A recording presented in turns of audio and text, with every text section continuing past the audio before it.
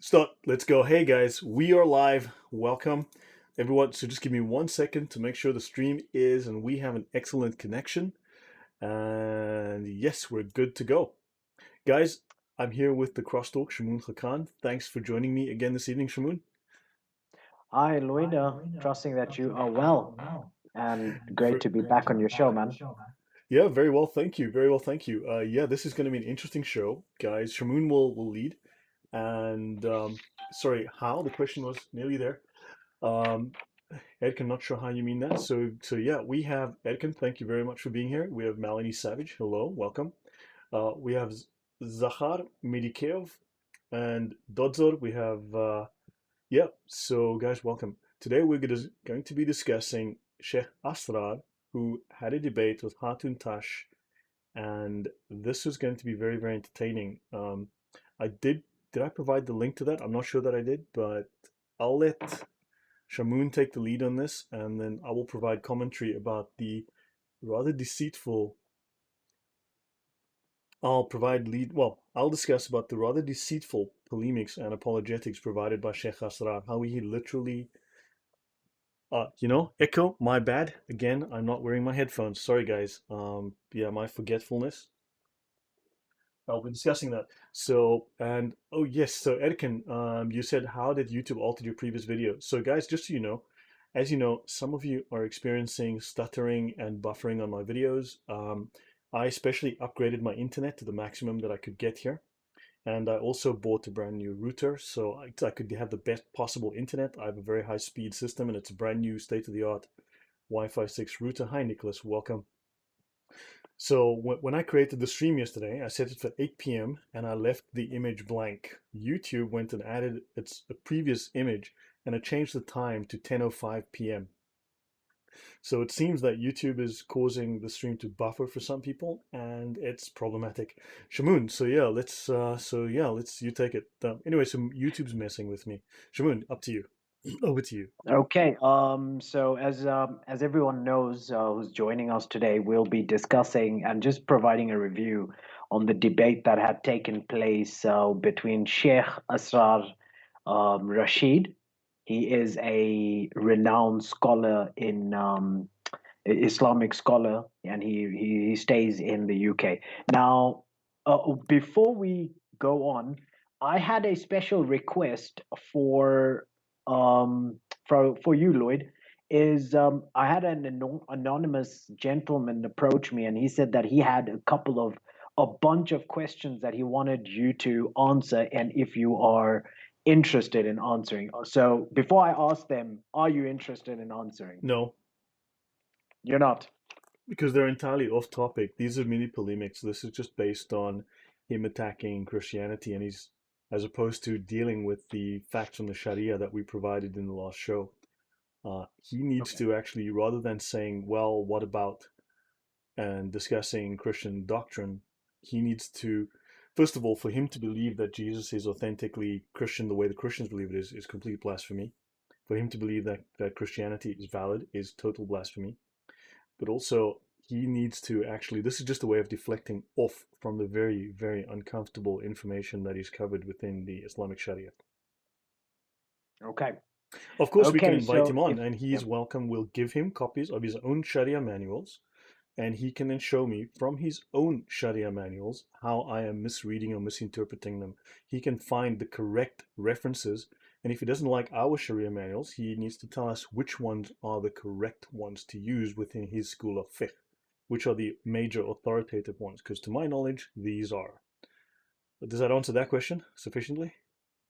I guess so. I hope the gentleman is happy with it. But yeah, definitely. For all those who are watching, if there are any Muslims in the audience, feel free to come live on the show with us, and we will definitely be willing to have a respectful but a very objective and a direct conversation with you about all that you'd like to have a discussion about. Okay.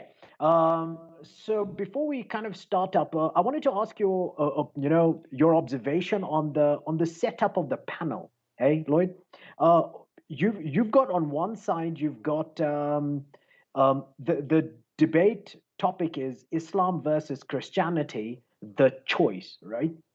You've on the one hand, you've got Sheikh Asrar Rashid.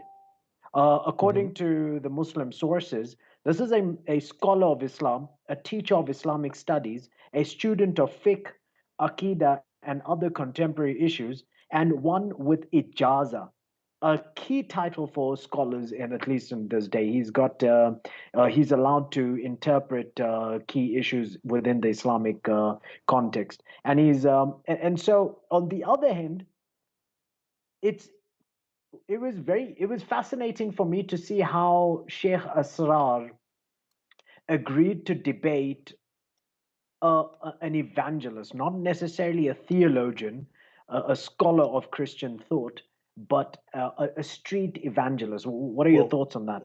so go back a few years, go back 6 or 7 to 10 years, and you'll find that sheikhs used to come on David Wood and Sam Shamoon's video broadcast. They would be in the studio, and Yeah. sheikhs would join them, and sheikhs would discuss Islam, and David would embarrass them. Notice that in the last 7 or 8 years, you have not seen any sheikhs discussing with Christian apologists who actually know the sources. When's the last time you've seen David Wood debate an actual sheikh? Never happens, ever. That has stopped happening. Now you have Dawa students who know roughly nothing come on and simply assert things very loudly and very forcefully. Sheikhs don't come on, so sheikhs don't want to be put on the spot, and they realize that they are at a disadvantage. So hence he had to deal with that. Notice the way that he structured his argument, guys. I put the link in the description. I forgot to do so. I just did it right now. I will drop it in here as well, so you can find a link to the debate. But it's worth watching to see how he makes assertions without backing up a lot of his evidence. So, Yes, and yep. assertions about the Christian dogmas. Uh, well, we'll get into it, but I found the fact that the two Christian panelists were unable to necessarily provide a an appropriate response because their field is not systematic theology. They're I more will street say evangelists. that's, Yeah, yeah, no, and agreed. Not, yeah, yeah, good, go on. Uh, good. Christian theologians, Christian academics, Christian apologists have failed. Look, when it comes to the Quran and the Hadith, as you know, they've been doing this for 1,400 years. They can run in circles whole day, every day. Islamic apologists will lie to you all day for free, right? And this is what they do. They've developed very careful arguments. However, when you go to the Sharia, this is black and white. The Sharia is the final interpretation. The Quran is not the final interpretation. The Hadith are not the final. And you'll notice that Sheikh Asrar carefully lies and presents very specious arguments. And Nix does not drink coffee. That is blasphemy, Nix. That is blasphemy. We need to pray for you that you are not drinking coffee. I, this is the good stuff. This is the Okay. good stuff. Moving on. Sorry about So that. yeah, Yeah. that's okay. Um, I just wanted us to kind of quickly have a look at which we have done is just having just commenting on the fact that it does definitely seem like an unfair panel choice. Well, But moving on, doesn't well, matter. one comment on Moving. that. Sheikh Asrar was not. You would think he was alone because his colleague was not technically involved in the debate.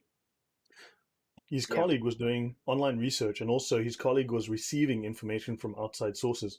So he was in contact with another panel somewhere else who was providing him answers and providing him arguments to use. Nix is saying the buffering is really bad. I'm sorry, guys, but YouTube seems to be messing with me. My connection, when I look here at the status, is my machine is really powerful. I built it especially for this. My internet is as good as it can be. Everything is state of the art. I especially invested the money for that, and this is looking very good. Zero drop frames. My throughput is fantastic. So YouTube is just messing with me. I'm sorry about that. Anyway, thank you for that tip. I Okay. really am grateful. Thank you very much. So yeah, please go Okay. on, Shamoon. Yeah. So, anyways, I'd like to now that we've actually just made a quick comment on the fact that the unfair, panel setup choice. I wanted us to quickly look at a few very good points that Caleb Cornerloop actually makes from time for those who are interested in actually just skipping, time frames and just jumping into it. If you notice from 18 minutes, 10 seconds, he actually starts talking about reasons not to become Muslim, right? And his first reason that he provides is that the Quran gets the Trinity wrong, and that this he provides a quick discussion from 18 minutes to 19 minutes, somewhere there. Did you want to have? Did you want to comment there before I go on? No, no, I'll let you continue, and we'll just take it point by point because Okay. I've made notes on the things that I would feel free to feel comfortable discussing. Yeah. Okay, so in my in one of my videos previously that I actually have made, I actually titled it something to the effect that um, the Quran, the reason for one major misconception within the Muslim community, right? This is, and I must say that I say this humbly and I say this objectively, that the Quran seems to be a primary reason why Muslims are unable or somehow are intellectually blocked in understanding when the Christian actually says that the very premise of our understanding of the being of God is that we believe in one God. And they, for the life of a Muslim, cannot begin to grasp that because, clearly, because in Surah 5, verses 70 to 75, what you've got is firstly, the confession, a proclamation that the Quran makes that the entire being of God is Mary's son. That's what the Christian claim is. And I'm not sure which Christian claims that the entire being of God is found isolated in the person of Christ. I'm not sure what Christian believes that. Lloyd, have you ever come across a Christian theologian, any theological work of antiquity or whatever that actually makes such a claim that the entire being of God is found within the person of Christ alone? Have you ever come Notice, across okay, that? so for instance, there's a heresy from the third and fourth centuries called modalism. This is Yeah. equivalent to making the argument that, for instance, God is water. Water is found in different states: ice, water, and steam. So you have one God and he appears in different states. So in other words, when he was not in heaven, he was on earth as Jesus, and then when he died, he went back to heaven, and then sometimes he's on earth as the Spirit, but then he's not in heaven. This is modalism, where there's simply one God and he simply just transfigures himself into another form. Notice that Yeah. Asrar did very clearly say, and in fact, let me just find that. So I wasn't planning to discuss that specifically now, but let me just have a look in my notes here. He mentions, oh, sorry, let me go there. He mentions that, for instance, we say that we have God who is one essence but three persons, right? There's certain terminology that we utilize. And he says he changed the Yep. word persons to qualities. He deliberately changed it to Yes, yes. qualities. I actually wanted to talk about that later on as well, but very good And he observation. brings up the idea of modalism. He actually speaks about it as modalism. He presents it as modalism. Now, Yeah, understand, but Islam is yeah, Gnostic. You go through the Sharia, it tells you that Islam is a Gnostic religion. They are Gnostic. And there are words within Islam for different Gnostic heresies, like Arianism, they've adopted. They've taken on, they even have Arabized words for Marcionism.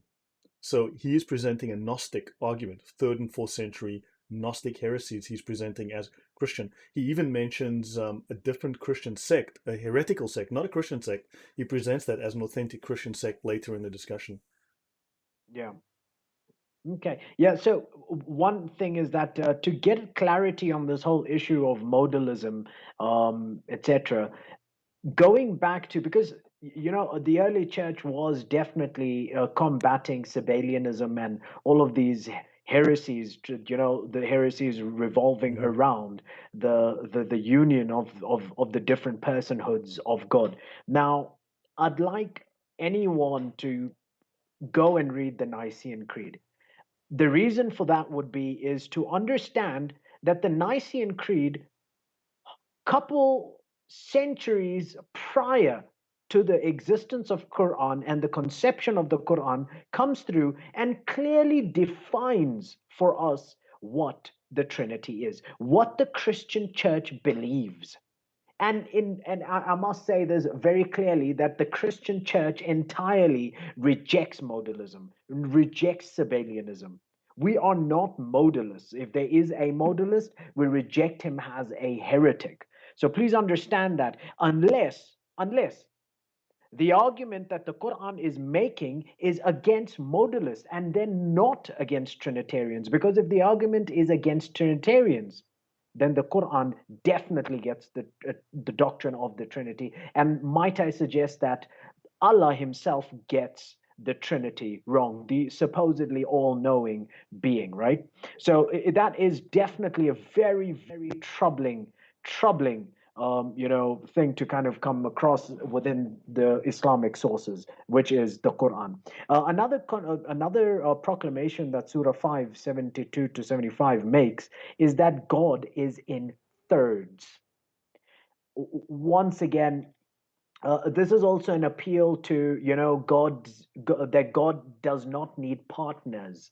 That's like a regular language within the Quran, and that's a regular language also that Muslims use for polemics against Christianity. That God does not need partners, and let me say this very clearly, and let me say this very boldly and very, as objectively as possible. I agree with you.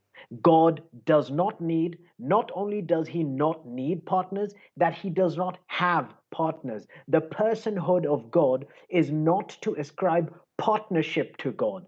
Understand that. It is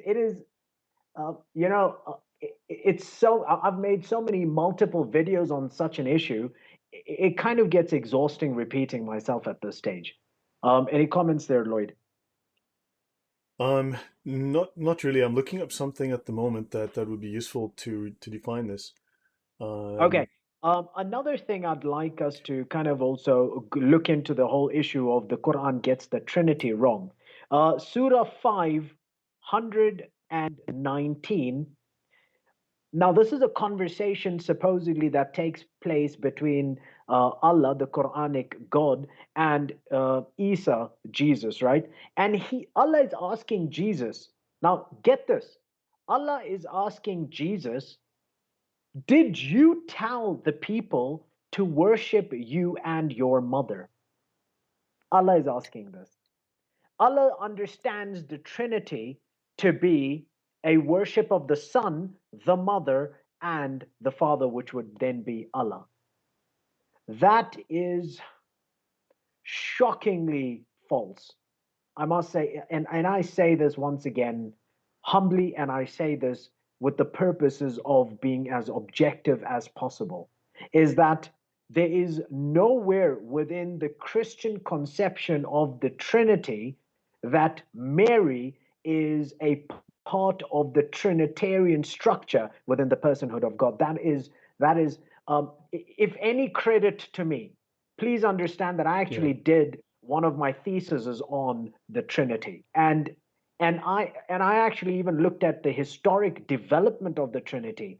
The closest that the Roman Catholic Church has ever come to involving Mary is not so much to ascribe her deity, but is to elevate her higher than what she actually was, is to say that she is a mother of God, but not to kind of involve her within the Trinitarian structure. That never happened, not even Well, within the there's Roman a Catholic few Church. distinctions that Muslims fail to make. One, when you speak of Jesus as God, you realize that on earth he had a human nature, Yeah. right? You also realize he had a divine nature. And so we make the distinction, they do not. And then also Muslims also call Aisha the mother of the Muslims. How is that not elevating Well, her? She's elevated as well. well, They also mhm, believe that Jibril came down, and Jibril is the Ruh al-Quds, the Holy Spirit. Of course, they also say that if you look at John 14, I think it is, where at the Pentecost the Holy Spirit came down to anoint the apostles, right? They claim yeah. that that Holy Spirit that came down is Muhammad. So the Holy Spirit is both Jibril and Muhammad. and Jibril is then Muhammad, or Muhammad is Jibril, or I have no idea what's going on anymore. But of course, Jibril breathed into Mary, into her JJ, to give to conceive Jesus. So they do admit that she is divine, but of course, then they mix the entire theology, the Christian theology. They completely get that wrong. So there's that they admit to the well, they say the same story is there, but then they completely get the whole idea wrong.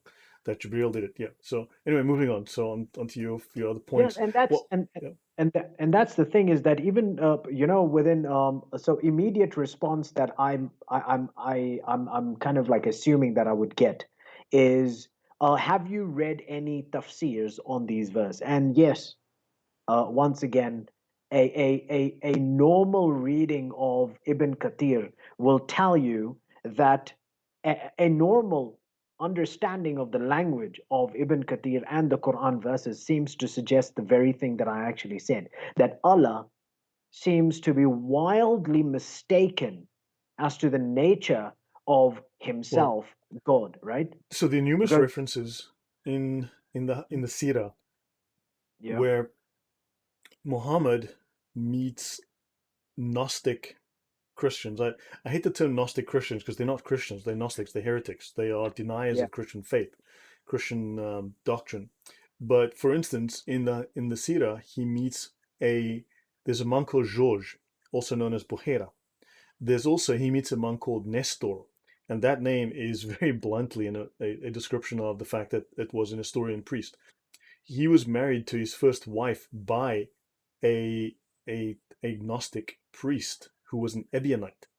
So he was hmm, married to his first wife, Khadija, by an Ebionite priest. They call him a Christian, but he was not a Christian.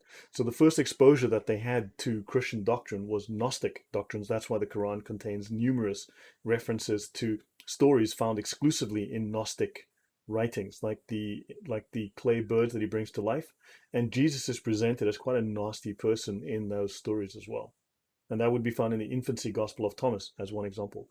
Um, yeah. So can I mention a couple of things that you discussed? Yeah, guys, Lilith, we can discuss that another time. That's a pretty in-depth subject, very interesting subject, actually. Um, yeah. So where did the Muslims get the idea that Mary was part of the Trinity in the first place? Because pardon, could you Muhammad please was an repeat idiot. that? The question is, Villainous, where did Muslims get the idea that Mary was part of the Trinity in the first place? Was there a heretical movement that believed that? That's a good question. Okay. Yeah, Yeah, the struggle over there is that I think primarily their primary source of getting that information about the fact that Mary is a part of the Trinity is the Quran, right? Surah 5. You can start reading from verses 72 all the way to 119. You will get a good understanding as to what the Quran actually teaches the Trinity to be, right? Second of all, it seems like even if we have to suggest that mildly suggests that the Muhammad, the Islamic prophet, was somehow exposed to the Roman Catholic Church at that time. That his understanding, his and I must say, wildly misunderstood what and how the Roman Catholic Church actually viewed Mary as. They did seem to elevate her. I will grant that definitely, but nowhere within the Roman Catholic understanding or the creeds of theirs would they ever include Mary within the structure of the Trinity. That never happened, and yeah. that So definitely is my challenge to Villainous any asks, Muslim to actually yes, but agree. they Yeah. copied into the Quran from somewhere. Yeah, who knows? That's a question I don't have an answer to right now. But yeah, they have lots of ideas. Well, Now, I will they mention, suggest it's Allah, so you yeah, know. well, clearly they have a misunderstanding of Christian doctrine. If you read Ibn Qayyim, Ibn Taymiyyah, they have a major misunderstanding. A couple of points I want to raise that were raising that were interesting. Muslims claim that the Quran is eternal and uncreated, right? Oh, sorry, Christians, sorry about. yeah, I'd love where you're going. Do you mind if we finish up with uh, Caleb's argument? Because I just got to sure. the juicy part. Okay, go ahead. Is that okay? Because then I Sure, yeah, wanted to work through it systematically. Are you okay with that? sure, yeah. Okay. So I wanted to actually then the third reason that I wanted to jump reason number two for not being a Muslim. Reason number three was that Muhammad was not a good example to follow. That he was morally corrupt, and you can actually find this from 20 minutes onwards into the debate. A few things. Now, I was recently exposed to this idea how corrupt Muhammad actually was, not only within the Christians just randomly claiming that, but it's fascinating the idea of Lloyd, that whole idea that Muhammad actually lied, and there's an actual proclamation and kind of crediting him with the fact that he died because his aorta was cut. Could you please Aorta, speak to that that his a bit? aorta was cut. Yeah, Uh, could you please speak to that? That's okay, a fine. I have fascinating. to bring up some notes, then I need to bring up my notes. Um, Please, that's I want to. I really want to impress that because that it definitely is a very juicy subject. let me find this. So hold on. Um, okay, yeah, I was not expecting that question, so I need Okay, so to. while you're looking, can I go through a few things that he Sure. said? Yep. Okay, Please so go through that.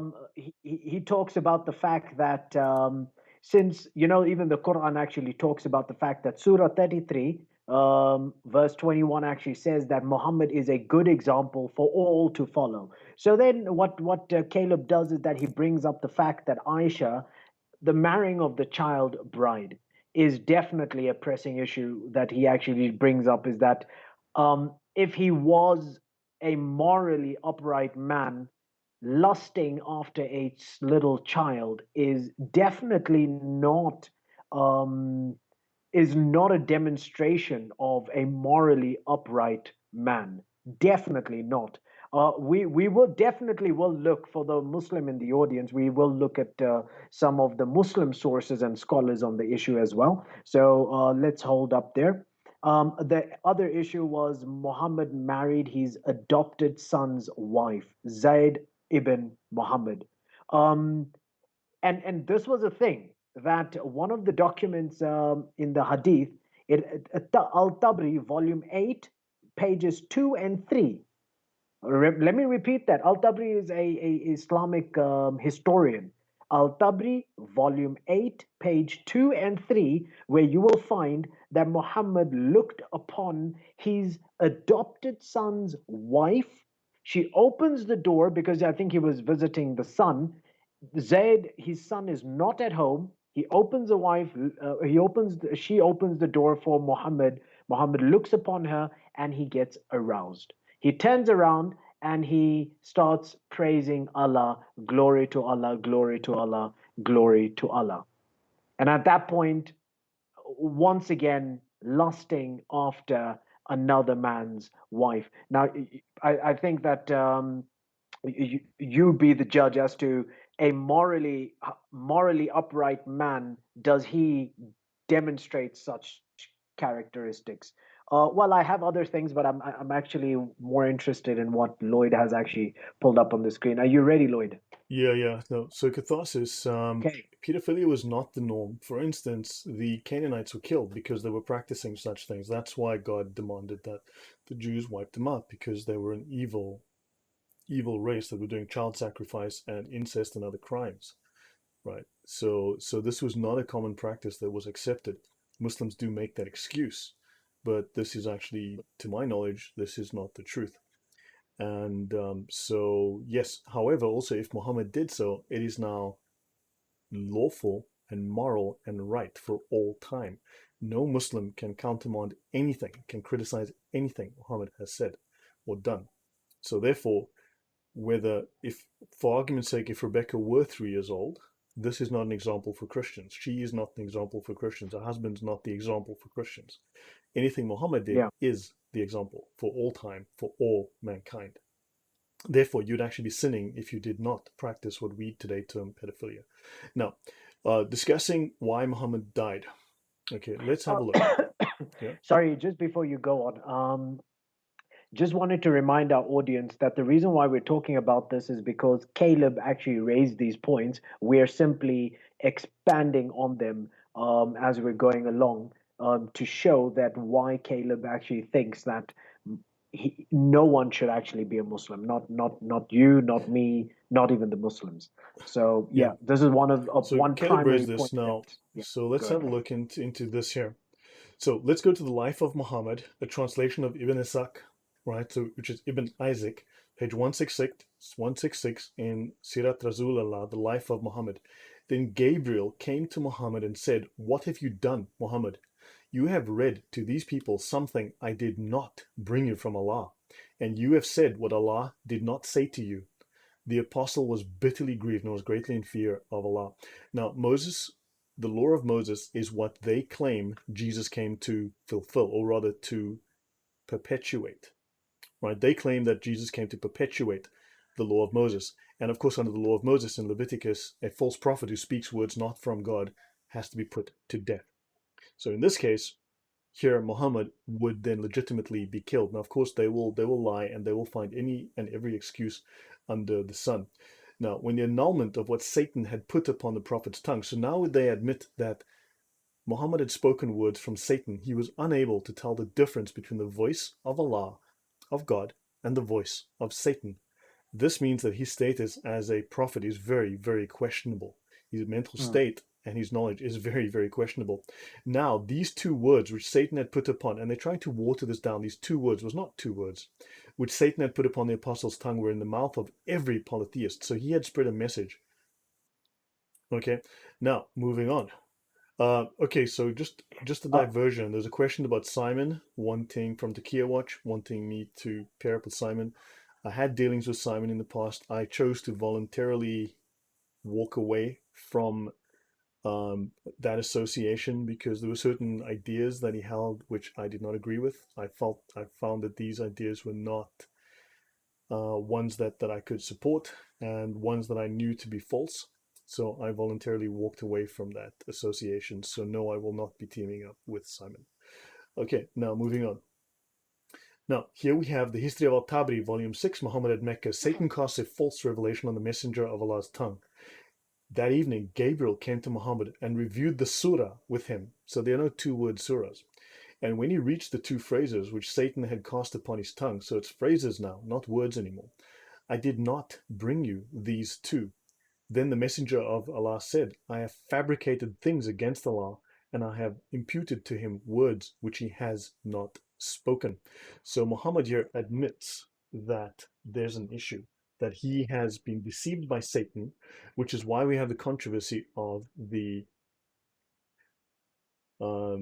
yeah, when so there's this issue now when Muhammad admits that he's been deceived by Satan, and of course this yeah. means that under the Mosaic law he needs to be killed, right? So now this again, of course, the excuse they make within the Quran in 22:52 is never sent we a messenger or a prophet before thee, but when he recited the message, Satan put words in his mouth.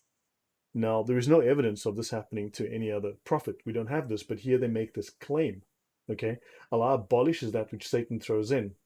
Okay, so they do admit that Muhammad was deceived. Now, of course, Muslims will lie and deny, and this is what they do. So then we get to the situation where his aorta is cut, and let's move on. Yes, that reference about the Talmud is correct. That's in the chat. So I So wanted to ask you on this issue. Do we know what those two things were that he actually lied about? no, he had said something. I think was about the Alat, Manat, and Al Uzza. So this was about the foreign gods that he associated other gods with. Well, I think the situation was if for 1 year they would worship Allah, for 1 year he would worship their gods, and so he obviously then you know committed blasphemy so against Allah. So um, very cool. That's the situation there. But let's have a look at Muhammad's death from the notes here. So, in Quran 69:44 to 46, and if he, Muhammad, had forged a false saying concerning us, surely we would have seized him by his right hand, and then we would have cut his life artery, his aorta, Hilali Khan. If he had invented a false saying concerning us, we would have taken him and severed his life artery. And here in Dawood, heart's vein, and in Shakir, aorta. Now, the Muslim commentaries, let's look at Tafsir Ibn Abbas, and then severed his life artery, the life artery of Muhammad. So, if he had invented false sayings, and of course, we have proof from the Islamic sources that Muhammad had invented false sayings from Allah, right? Tafsir Jalalain, we would have assuredly severed his life artery, the aorta of the heart. In Ibn Kathir, they would have considered, Ibn Abbas said, it awatan refers to the artery of the heart, and we would have cut off his artery, his aorta. To study, we would have severed his life artery, the wartan, this being the aorta, which is the main artery to which the heart is attached. Ibn Kathir, right? The Jews would still try to kill the Prophet in the future using poison and magic. And during the illness that preceded his death, the Prophet said, I kept feeling the after effect of what I ate from that poisoned sheep. And when it is the time that the aorta will be cut off, and in Kushairi, the Prophet was slain, he was killed, right? So he says the Prophet was killed.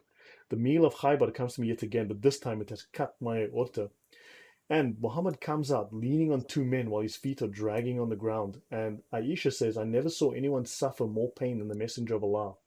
And of course, Muhammad then says, Mm. May Allah curse the Jews and the Christians, as two of his final words before he left the earth. And then, of course, he says, I feel as if my aorta is being cut from that poison. And of course, we have this Mm. poisoned sheep, the poison roasted sheep. And of course, we have, I continued to feel the pain from the morsel which I'd eaten at Khaybar. This is the time when it has cut off my aorta. These are the words of Muhammad. So Allah says that if Muhammad speaks falsehood from him, he will cut his aorta. And Muhammad goes on to confirm, this is the time when it cut my aorta. So Muhammad multiple times, at this very moment, I feel my aorta being severed. I didn't write this. These are the Islamic commentators, and these are apparently the words of Muhammad that we should believe. Your thoughts, then? Yeah. No, I'm actually like recently the amount of tafsirs you've provided is overwhelming. Um, I was actually recently contacted by a Muslim friend, and he said to me, "Have do you when you guys discuss or whatever the case is, do you look into the tafsirs?" And I hope that if he is watching, he is convinced that we are looking into the tafsirs. And I just want to encourage all the Muslims to watch the videos before they, you know, Yeah, ask the very questions that we actually yeah. deal within the videos. It should be Okay, noted so that yeah, definitely. that they used the Mohsin Khan translation during the debate, and Mohsin Khan was medically trained. He has a degree in medicine and in surgery. He's actually a surgeon. So when he translated the aorta, he knew exactly what he was talking about. He'd worked for the Saudi Ministry of Health as a surgeon. And then we have the refutations. So should I go through some of these supposed refutations that Asrar provides? For what? So to go through to start with some of the refutations or the arguments or the Oh yeah. replies that were So given. I just wanted to conclude. So Sure.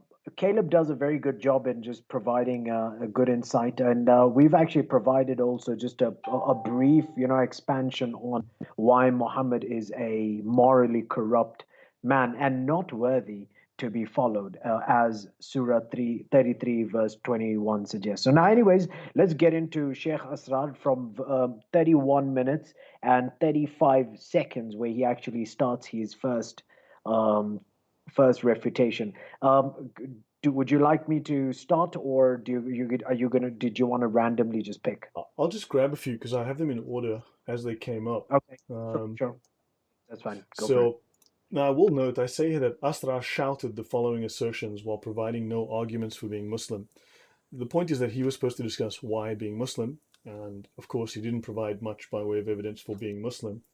Now, one of the No, he first did. things he said, yeah, Can you play that video? It would be fun for the audience to perhaps 31 even minutes watch and as we. 35 seconds. Yeah, that's Um, that's where he starts. okay, so I would actually need to go to the. Okay, give me 1 second YouTube. to bring that up. Okay. Um, sorry, I'm going to have to take a minute to bring that up. I didn't think to. That's cool. Is everyone enjoying the show though? So 31 minutes, 35 seconds, right? So There let's we do go. that. 31, 35. And how long should I play it for? Just a few seconds, literally, few seconds. Well, 10 minutes Okay, into so this. guys, are you So, yeah. hearing this? Let me know if you hear this. Ah, I Yep, need to hearing enable you the audio. nice, clear. So let me enable the audio. Okay, yeah, so that is not going to function. So let me get rid of that. Let me add it. Oh man, I cannot add the audio. Oh, good grief. My audio, it's the drivers. The audio is not going to work. So I would need to, no, I can't Okay, add no, it now. if it's if it's big issue, then we can just continue. But if you can, I know it'll I've be just got it. nice. I've got it listed down, so we don't necessarily have to play it. I can just mention these are some of the common arguments that you'll hear. So I just thought I can discuss it from this. Now, Okay. sorry about that, guys. My issue, my fault on the technical issue there. So Sheikh Asrar says that now Caleb and Hatun, well, Caleb mentioned the Hadith. He did not discuss the Quran. Now, understand that Yes. the Bible stands alone, right? And of course, this is where Sheikh Asrar was trying very hard to deceive. The Bible stands alone. The Quran does not stand alone. A Muslim who strictly follows the Bible is an apostate. He is on the fringes of Islam. He stands outside of Islam, right? He is not a Muslim. He's not considered a Muslim. He's an apostate, right? And so he So is obviously what does that mean though? What does that mean though? because there are roughly 100 commands within the Quran, be it direct or indirect statements that Muslims are to follow the words of Allah and the words of Muhammad. The words of Muhammad are not in the Quran. The words of Muhammad are in the Sirah and in the Hadith, right, within the Sunnah. So therefore, Yeah. you cannot follow Muhammad if you only have the Quran. So therefore, you are not following Islam. And of course, these are Sunni Muslims, which Sunni comes from Sunnah, the people of the Sunnah. If you're a Sunni and you don't know the Sunnah, don't follow the Sunnah, then what kind of Sunni are you? If you're a Christian who doesn't follow Christ, who doesn't read the New Testament, what kind of Christian are you? Understand? If you reject the New Testament, Yeah. so understand that would not. So he says that the Hadith are extra religious literature. He said this would be the equivalent of me not reading the Bible, but reading commentaries in other books. Well, the Bible stands alone. Those other books are irrelevant. They are extra religious. You don't need other books to complement the Bible, right? The Bible Yeah. is the prime and only source. Whereas in Islam, you cannot do without the Quran, technically speaking. You have to have the Hadith, you have to have the Sirah, you must have the Sharia. There is no choice. So, unfortunately, his argument here is a complete lie. He calls the Hadith extra religious. So, if he rejects the Hadith, he's not a Muslim. That is apostasy. So, he is lying right out through his teeth here, right? So this is completely a false representation of what this is. So it's like him not, he lies when he says it's like him not quoting the Bible. Okay, so the Bible stands alone, the Quran does not. He lies again and he says that Sahih, so he says that you quoted Sahih Bukhari, then he disses Sahih Bukhari and he says that no, you can't use Sahih Bukhari as a reliable source because he says Sahih means that the book itself in general is sound, but solitary hadith are not. This is known as a lie. He is lying simply because if you look up, if you go into the Fath al Bari and you mentioned that earlier, if you go into the Fath al Bari will tell you very bluntly, and that's the major by Asqalani, that is the major commentary on the Hadith. You will see that you are told that the Sahih Bukhari is the collection of the authenticated Hadith. Each Hadith individually is authenticated. You can't say, well, this Yeah. book is all good except some of the stuff in the book is not good, then like all of these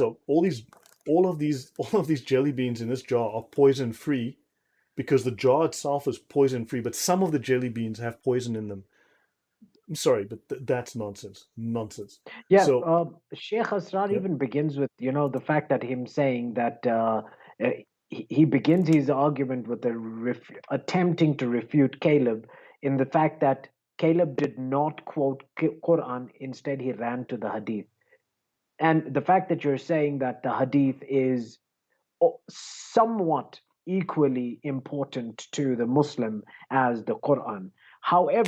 However, is it true that Caleb did not quote the Quran? He may not have quoted the Quran, but he does definitely bring out the teachings that the Hmm. Quran actually, Well, provides. The whole the whole Trinity issue, right? That's from within the Quran. So I'm not sure why Sheikh Asrar is attempting to, kind of no, straw he man the issue. misrepresents Islam, and unfortunately, you mentioned earlier, I have a real problem with Muslim theologians, Muslim academics, Muslim apologists, Muslim polemicists, sorry, on the Christian side of things, who do not know and do not understand the Sirah and do not understand the Sharia, especially the Sharia, because Muslims will run in circles and they will lie in circles whole day, back and forth, because the Quran has contradictory statements and they can use whichever one is appropriate under a given circumstance. If you say it's blue, they'll find the verse that says it's pink. If you say it's pink, they'll find the verse that says it's blue. It's that simple. All right. It's that if you say it's male, they'll show you the verse that says it's female. If you show the verse that says it's female, they'll show the verse that says it's male. Of course, these are abrogated. Only one of them is ultimately correct, but they will lie and constantly go in circles. You go to the Sharia, that is it. That is the final answer. There is no additional answer. So yeah, the question is, so yes, now first of all, Sunni Muslims pray 5 times a day. Is that in the Quran? No. There are 3 prayers in the Quran. There are 5 in the Hadith. The Hadith abrogate the Quran. So yes, and the Hadith explain the Quran. The Hadith add to the Quran, and it is obligatory. It is obligatory for Muslims to believe the Hadith. It is obligatory for Muslims to follow the Hadith. That's why they Yeah. call people of the Sunnis, because the people of the Sunnah. What's the Sunnah? The Hadith. Well, there you go. Yeah, So so he's, yep. Caleb did not necessarily quote the Quran. He just used the Hadith, which is as equally important to the Muslim community as the Quran. So that is something that people need to understand. Anyway, so his So he response, claims the that very if beginning of the response, is kind of so, pointless. Anyways. Asrar goes on to claim that Bukhari is open to criticism. This is absolute nonsense. That's why it's called Sahih. So he claims that Oh yes, suddenly yes, this is all yes. open to criticism. and Now, and he and he yeah. talks about that in response to the issue of Aisha. Do you want to go? I actually have a whole systematic presentation of how he actually talks about it. Did you Okay, want well, me let me to? just finish this. This is a couple of Okay. points here. So then he then claims that now Sahih Bukhari is not open to criticism. Maybe the scholars, so you see, the scholars can discuss these things. However, Yeah. the scholars have settled on the ijma, which is not open to discussion even to the scholars. So they may debate on certain points that are not relevant to the ultimate underlying doctrine of Islam, but they can discuss other issues that don't affect their main beliefs. But also, he claims that if the hadith contradicts the Quran, we abandon the hadith. He says this, right? However, we know that the hadith abrogate the Quran. So why are they praying 5 times a day? Hmm. It's as simple as that. Why are they praying 5 times a day? Because no, they do not abandon. We also know that the hadith abrogate the Quran, and there are certain areas where simply, for instance, how do you pray? That's not in the hadith either. It's not in the Quran. How do you pray? The process, when Muslims go to mosque, they learn how, they go through a detailed process of learning how to pray. Is that in the Quran? No, it's absolutely not. It's not found there. That's in the Sharia. So now we can go even to another source that supersedes the Quran. Huh. That's very interesting. And I did not know that. Hmm. Yep. So anyway, back to you then. Very, very interesting. That's very intriguing. Okay, so going back to Sheikh Asrar, he talks about the fact that Aisha. Firstly, he says that the Quran says that child marriage is prohibited. Do you know of any verse that actually says that? No, no, absolutely not. There is no such verse. He made the claim, provided no evidence, and of course he failed to discuss 65:4 when they do go, which is the divorce of girls who are not yet with periods. He claims that this is about women who have medical issues where they don't have periods. Okay, well, okay. Okay, and then one of the things that he says is that Aisha was 16, not 6. The reason why he says that people in the past they claimed of themselves 6 because it was like from the age of maturity, then they would start counting in numbers. Um, What's your so he perspective on claimed that? I there's a thought that was tradition amongst funny. the Arabs. So he claims that there's a tradition amongst the Arabs that if someone Yes, was 7 or 17, they would say, that they're 7. 7. Yes, yes. And he says that they know that, for instance, 7-year-olds are not allowed to join the men. So if this person had been with the men, then they had to be 17 and couldn't be 7. So this is entirely again without support. I mean, he makes these claims. So in other words, he says that so Aisha was not the age that we claim, that she was 16 and not 6, right? And he claims that 9 is the age of consent for marriage until a woman reaches puberty. And in Islam, puberty is 15, right? The official age for puberty in Islam, in Sunni jurisprudence, is 15. So this, of course, is another false claim that he makes. Remember, he did not back up any of his claims. He provided very little reference. So he says no. And besides, until the age of puberty, the father can decide, girly girl, you're getting married today. There's your husband. Say hello, right? It's that simple. Yeah. It's quite bluntly that simple. He can make you get married. If you don't like it, you know where the whip is, right? So it's that simple. Yeah. Yep. Now, a quick response to his argument. Bukhari 6130 talks about the fact that that children, girls that were allowed to play with dolls, were under prepubescent, right? They were prepubescent girls because a girl that has passed prepubescent would not be allowed to be played, not would not be allowed to play with dolls and stuff. Right. Now, Sahih Muslim, book 008, number hadith number 3311 says that when Muhammad called Aisha to consummate the marriage, she was playing with dolls. Right. And one interesting, Ibn Hajar al Asqalani makes a commentary on this, adds a commentary in Fath al Bari, and he says that Aisha was pre-pubescent on this hadith, that she was prepubescent when she was taken in to be consummated with Muhammad. Now, this is really something that everyone should know, is that they will run around, denying the fact that Aisha was prepubescent. However, then they are denying their scholars that lived far closer to the life of Muhammad and all of that, all the events that has taken place. Yeah, Another thing, let yeah, me go bring ahead. up a reference to that so the audience can see this. So, for instance, in Bukhari, Volume 8, Book 73, number 151, now we've just been told by a Sheikh that Bukhari is not reliable and is open to question.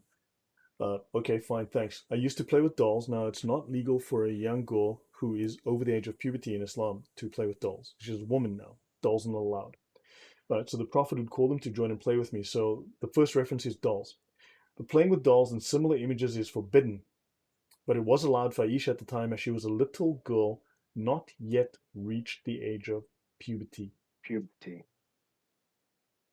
That definitely is a very significant proclamation right there. Very, very significant. And I think that everyone in the audience should take serious note of that claim, is that Aisha was not she had not reached puberty.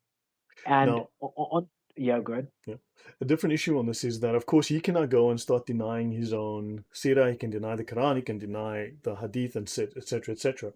However, you go into the Sharia, you go into the marriage laws, and I've covered this in depth recently. Yeah, There are yeah. dozens of rulings that explicitly allow marriage, divorce, and diddling of infants, of minors, of Yeah, prepubescent girls yeah, and yes, boys. not only prepubescent, the language in the Sharia is infant, that men, grown men, can have sexual intercourse with infants. And that definitely is a very significant Yeah. Now, my response to. concern is, and Yeah. I have an issue with the fact that someone like Hatun and other Islamic Christian apologists are ignorant of the Sharia, and they keep going in circles and circles on that same old Hadith Quran treadmill and round and round. And this is my frustration. If they went to the Sharia and said, look, let's talk about your law, there are no other laws. This is the final word, and that would be it. Done. Yeah. Okay. Another last argument against the fact that we know that Sheikh Asrar at this stage is either lying or is simply needs to do a little bit more research into his own Islamic history. Um, I would hope so that he's not lying, because at this stage, if he is lying, then not great, not great at all. Yeah. Well, he Uh, goes on to say, for instance, yeah, go on. so Al-Tabri, Volume 9, page 1 to 8, clearly identifies Aisha as a girl who was not ready for consummation when she was married to Muhammad. Al-Tabri, Volume 9, page 128. Once again, she was pre-pubescent. So I'm not sure where Sheikh Asrar is getting his stuff. So Definitely if it's all the not allowed classical by the scholars Quran, then disagree. how is it all over the Sharia? How is it all legal in Islamic law for eternity? So Man, someone's you lying, know, someone's wrong here. yeah, and that's the thing, is that at this stage, just looking at the overwhelming evidence that we have against the fact that Aisha was undoubtedly 6 years of age and nine, when and prepubescent nine, not mature nine as they claim she was, prepubescent nine, when she was taken in for consummation of marriage.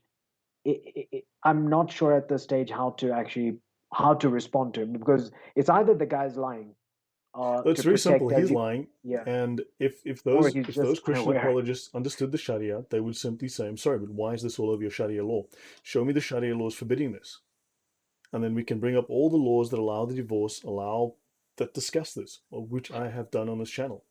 Uh, Belina says there are Sharia rulings regarding penalizing or not a suckling baby dies or survives from the rupturing of girls' bits due to intercourse. Oh my gosh, that's horrible. Yeah, Yeah, but that stuff maybe is so, just so that's it. gruesome. If they just went to the Sharia, that would solve all of these problems. And unfortunately, Christian apologists are good little dummies, and they fail to discuss the Sharia and don't bring it up with Muslims because good little dummies. I Okay. mean, The next one was, he talks about the fact that in 34 minutes 23 seconds, he says that this issue of Aisha, Christians only began attacking this issue from the 20th century. Your response? That's because only in the 19th century, in the mid 1800s, was when these sources started to be translated. They were translated by British scholars and by German scholars. So they were translated into German and into English in the late 1800s. So they only became known in the 20th century. So the late 19th and early 20th centuries, when these sources were translated and known, that's why this was being brought up then. And it was much of this is forgotten. Lots of scholarship's been done during that period, the 1800s, that is totally forgotten. I have some of the books, I've read some of them, and scholars today are reinventing the wheel instead of going to the scholarship done by the Germans and the Brits 150 years ago. Well, yes, thank you for that. But additionally, my response is, because the reason why we would talk about the Aisha issue is, I think that the Muslim needs to know this, is that whatever Muhammad did implicates what Muslims do today. And Correct. that's a significant, a significant reason why we should be talking about this. Is child marriage a good thing today, or is it an absolute lunacy for Yeah. anyone to practice such a Yeah, thing? I'd rather It move on to the definitely. next argument, to the next point now, because I mean, I think we've covered this at some length prior as well. And Yeah, did you want to talk about the Catholic Encyclopedia, or do you want to just jump out of this Aisha issue? just he actually then brings up the Amalekites. That was something that was of interest. He brings up the Amalekites argument. I wanted to focus on Yeah, the yeah. common arguments that we've all heard before and just discuss some of those because these are common issues that Muslims raise. They just repeat the same old stupid arguments. So he then brings up the issue of the Amalekites, right? Claiming it's that this is Jesus speaking in the Old Testament, and thus it is Christian. Now, of course, the Old Testament is not considered Christian, right? It's called the Old Testament for a reason, right? Yeah. And of course, that was a different series of laws that were in place at the time. That was a completely different covenant. Now, he tries to make light of this and just skirt past that issue.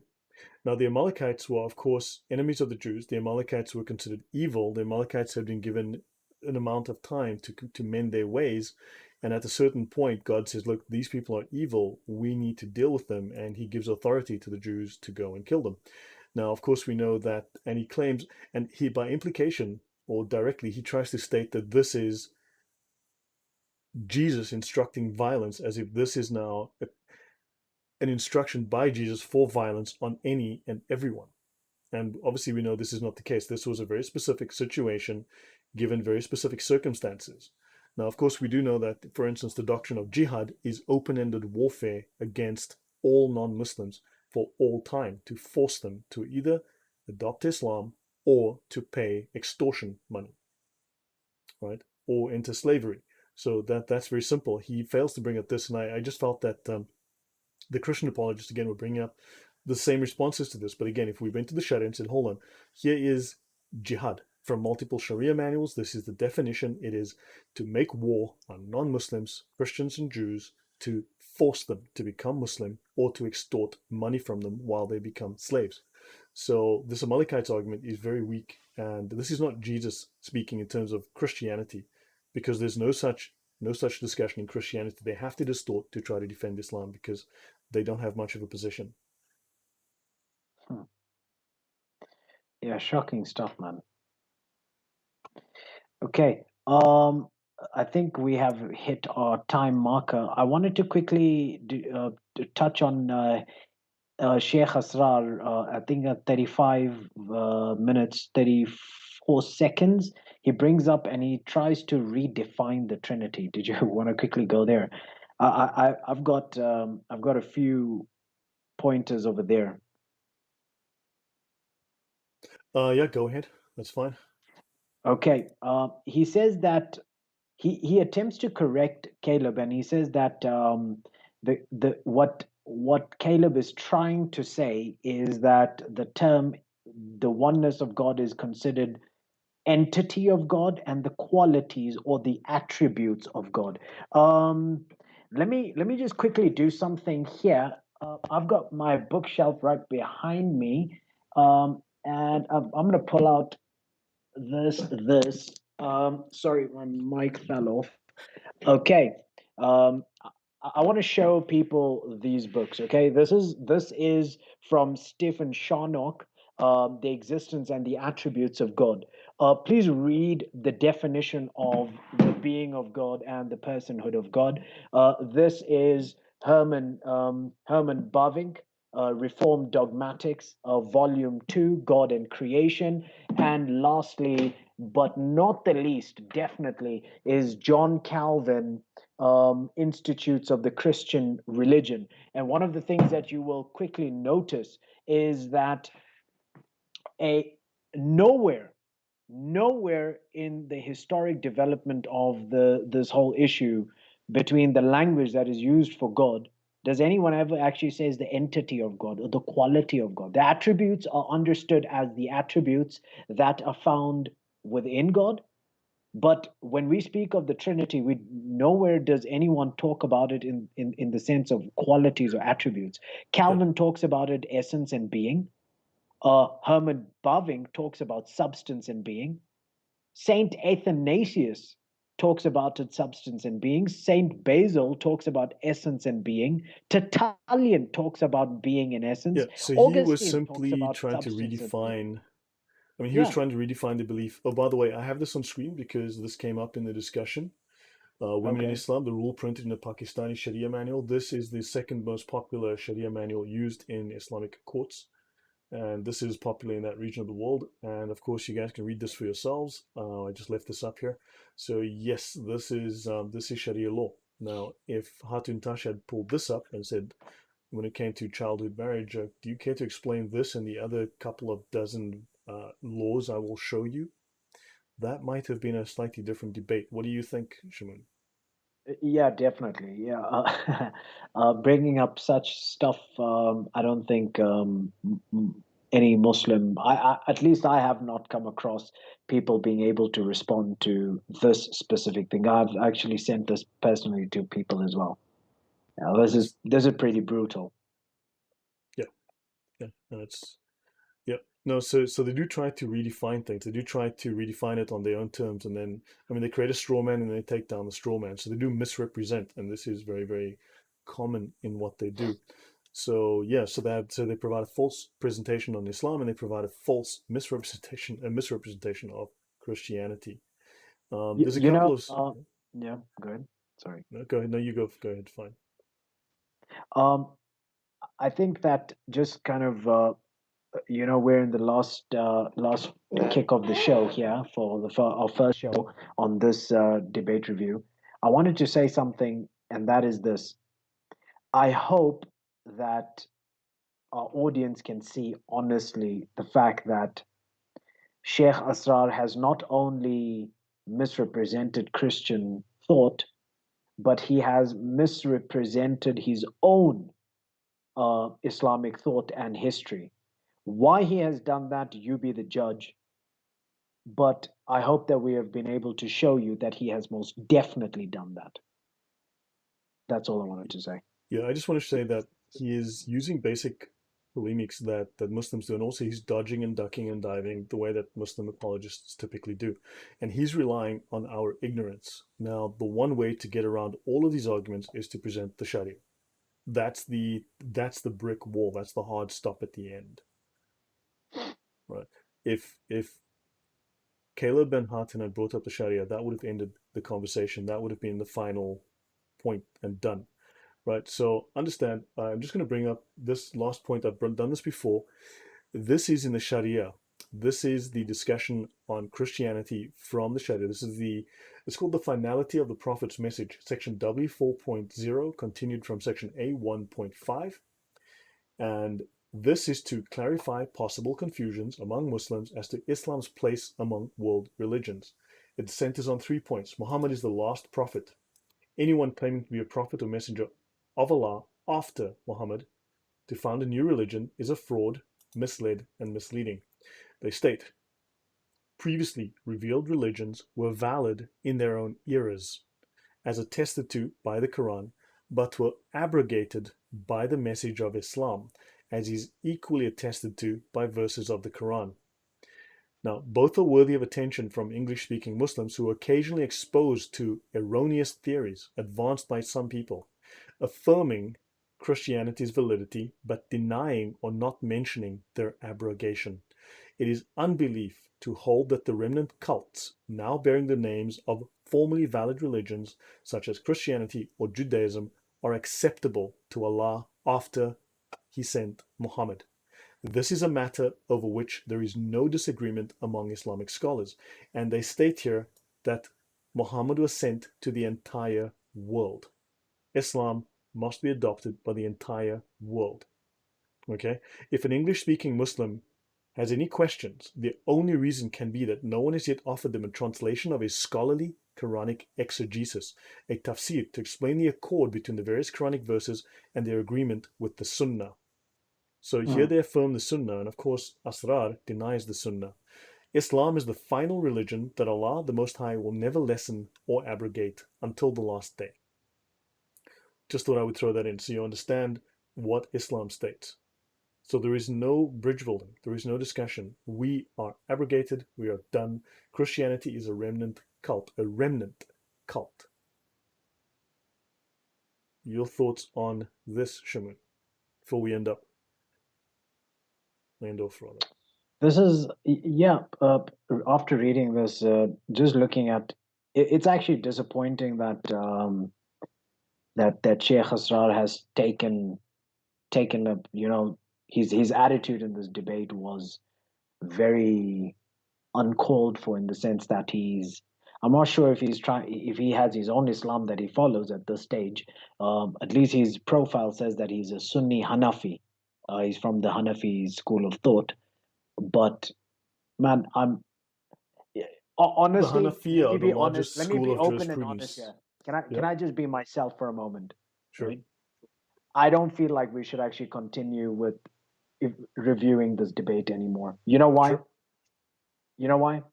Because all I see is um, silly, cheap shots against Christianity with no substance behind the argument.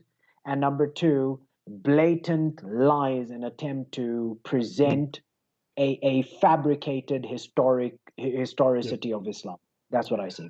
agreed. And Now, again, it's it's just like it just feels like a meaningless kind of thing because the arguments against Christianity, honestly, my 13-year-old daughter I actually showed her that. "Hey, have you ever heard anyone say entity and quality?" She was No, like, she no, calls me Abjan, and she was like, "No, that's weird." My 13-year-old exactly. daughter. So Exactly. I'm not So not this sure. is, I mean, that's just sleight of mouth. That's all he's doing. Now, again, I Yeah. want to reiterate to the audience, permissible lying. This is in the Sharia. This is Islamic law. There is lying is permitted. In fact, there is obligatory lying. To defend Islam, it is obligatory that Muslims lie, And I like the right? fact that, Lloyd has zoomed into that for everyone to see that properly, guys. Right. So really enjoy that and take advantage of zooming in. Yeah, so okay, Nicholas Paulson says, would you mind commenting on Imam Tawhidi and his book Tragedy of Islam, his reform attempts to reform Islam, and is he honest to spreading FUD? You know, I don't know what to think about him. I like a lot of the things he says. I have listened to him speak about Islam, and sometimes the guy is just talking out of his butt. Um, Sometimes, look, honestly, on a scale from 1 to 10, I think that when he speaks about Islam, he's lying. Um, do I think he means well? Do I think he has a good heart? Do I think he has good intentions? Yes. Do I think that his reform efforts can work? No, because that means actually rejecting Islam. He tells the story that Aisha is 18. He tells the story that the reason that they made her age 6 was because she was promiscuous. She was cheating on Muhammad with every guy around. And to save Huh, Muhammad embarrassment, they changed their age to 6. I'm like, how does that make it better? Because that now doesn't. it made child sex permissible for eternity. So in the final analysis, I have to go with Coffee Bean here, and I don't trust him. Whether he means well and he's being an idiot, or whether he's just a good liar, either way, he's not taking a good approach here. And yes, he has a good message. Yes, he seems to form good allies, and he has, if he was the face of Islam and he was legit, but unfortunately, his message goes completely against Orthodox Islamic teachings, and I would have to, on balance, I would have to state, look, maybe he's not lying, maybe he's legit, but he's wrong, and it's not going to go anywhere. And I would not, I cannot trust this at all. I'm just going to finish up the section on lying. Hopefully that answers. So permissible, the section on permissible lying. Anyone who settles disagreements between people to bring about good, right, or says something commendable is not a liar. So if you lie by saying something nice about Islam, you are not a liar, right? And so this is very much the size of it in Islam. You can lie if you are saying something commendable or trying to keep the peace, right? And of course, Muhammad didn't lie except for three things: settling disagreements, war, and a man talking with his wife. This is permitted. So Muhammad basically, since Muslims are at a permanent war with us in the Dar al Harb, therefore lying is always permitted. This is an explicit statement that lying is permissible for a given interest, right? It is lawful to lie. The best analysis is that when it You is settle possible to this. achieve the aim, and this is basically the Good. supremacy of Islam over people who are trying to prevent you from spreading Islam, when it is possible to achieve such an aim by lying, but not by telling the truth, it is permissible to lie if the goal is permissible. When the purpose of lying is to circumvent someone who is preventing one from doing something permissible, and obligatory to lie if the goal is obligatory. It is not unlawful to lie when any of these can only be attained through lying. When you can only win by lying, it is obligatory to lie. It is religiously more precautionary to employ words that give a misleading impression. Qualities, misleading impression. The outward purport of the words deceives the hearer. So here, Islam is teaching deceit. It is actively teaching deceit. I'll leave it at that, guys. I'll end up here. Hopefully that. So yeah, that's just some of the polemics that this guy was raising, and it it's just I'm shocked that a top scholar of Islam, an actual sheikh, is willing to lie this much. Does he commit shirk? No, because as long as he in his heart he believes, but outwardly he's just talking whatever he says, then it's okay because it's only lying on the outside, not lying on the inside. So I don't know if you want to leave this, Lloyd, to There's other interesting things also that I've actually been exposed to with you. I'm not sure if Right. you want to leave this to the audience, if the audience wants us to Yeah. continue I providing a might pick up review. some of this later anyway, discuss it myself because on Friday I'm doing another show with Stephen Gilchrist, so I can cover some of this anyway because we're talking about Islamic polemics. So I'll probably do some of that anyway. So okay, we Okay. can we can discuss a different topic for next time. Okay. Um, okay, guys. I think we have come to the end of our show. Yeah. Um, if anyone has learned, I want to say this one thing that at least in my encounter, just kind of really digging into Islam, Sharia, etc., is that my faith, being an ex-Muslim coming to Christianity, has been further strengthened. Studying Islam has strengthened my faith in Christ. How about that? Definitely. How about that? Yeah. Yeah. So, just wanted to say that. And yeah, very disappointing debate. Very, very disappointing debate. Not disappointing because of anything else, but because Sheikh Asrar was entirely disappointing. Uh, as a scholar, I would expect a lot more, but I guess that's just what it is. Okay. Yeah, um, we're done. And Yeah. please share this video, subscribe to our channels, and press the like button, comment, and go wild with it.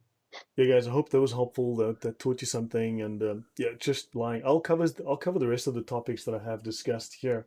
I'll probably go through those. I'll discuss these with Stephen this week. But yeah, let's us discuss another topic for next week, Shamoon. But this is very just interesting. I was just shocked at how much this. But he was playing on our ignorance. And guys, if you know the Sharia, study my videos, then they can't lie to you anymore, and their backs will be against the wall. There's nowhere else for them to go. The Sharia is the final ruling, the final ruling. There is no other. So yeah, I'll leave it at that, guys. Thank you. Yeah, A last comment is that I have actually started a specific Christian, series from the Institute of the Christian Religion. I provide like a 10-minute discussion on what the Christian religion is and stuff. So if anyone's interested in learning systematic theology, simplified, really simplified, please do watch that, share that, like that, and yeah, enjoy. and Okay, thank you very guys. much, and thank you for the donation. Yeah, you know who you are. I appreciate that. Thank you very much. I'm very grateful. And yes, guys, please sign up. Shamoon's link is in the description. And thank you for being part of the discussion. Thanks for the questions. I hope my answers were helpful. And I will be tackling this again. I'll talk about some of these questions separately, probably this Friday. And yeah, we'll see you guys next week. No, thank you, Nicholas. Much appreciated. But yeah, no, thank you. Really do appreciate the support. Thanks, guys. Till next time, take care. Good night.